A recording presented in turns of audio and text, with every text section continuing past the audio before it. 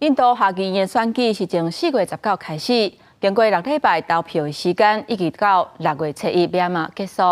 印度全国有投票权的选民是超过9亿7千万人，所以拢总是分做7梯来投票。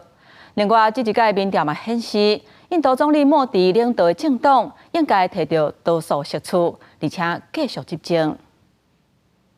选务人员将电子投票器收起来，高等放行。印度下议院选举是号称世界上上大规模的民主投票，全国选民超过9.7亿个人，其中有1800万人是第一摆投票。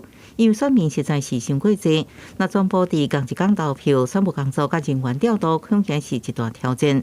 所以依照选区为4月19开始到6月7日为止，分做7摆来投票，按算伫6月7日统一开票。मतदान जो है वो पूरा 6 बजे ख़त्म हो चुका था और उसके बाद हम जो अगला प्रोसेस है वो कर रहे हैं क्लोजिंग का। इनको कम वोटिंग जो भी है मशीन्स इनको बंद कर रहे हैं, इनमें स्पेशल टैग वो एड्रेस टैग लगा रहे हैं और ऐसा दिन को बड़ी शांति से पीसफुली मतलब पूरा इलेक्शन जो है वो हुआ। 投票结束也表示选举委员会民调禁令已经解除，民调机关应公布出口民调的结果。印度下议院即马有543个席次，将按272席次过半数，就应加做多数党有足够权。莫迪伫选前捌讲大声话，要摕400席。主要出口民调也显示，总理莫迪领导的印度人民党甲联名政党依然应摕到大部分的席位，搁继续执政。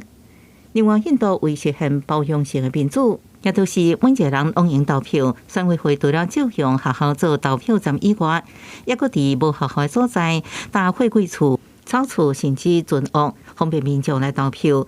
就准当地只有一个选民，选委会也特别设投票站。印度伫1998年就开始用电子投票机来投票，民众伫完成电子投票程序了后，边仔一台机器会印出纸本的验票单，放伫玻璃桶仔，互投票的人比对。但发现甲家己投的候选人无同，应马上向选务人员来反映。那选民对政府候选人拢无满意，也可能是以上该会的选项。有选民讲，参加投票是尊重民主，是以上该会是要甲遐个政党讲，家己对所有的候选人拢无满意，这是态度的展现。公视新闻新闻配编译。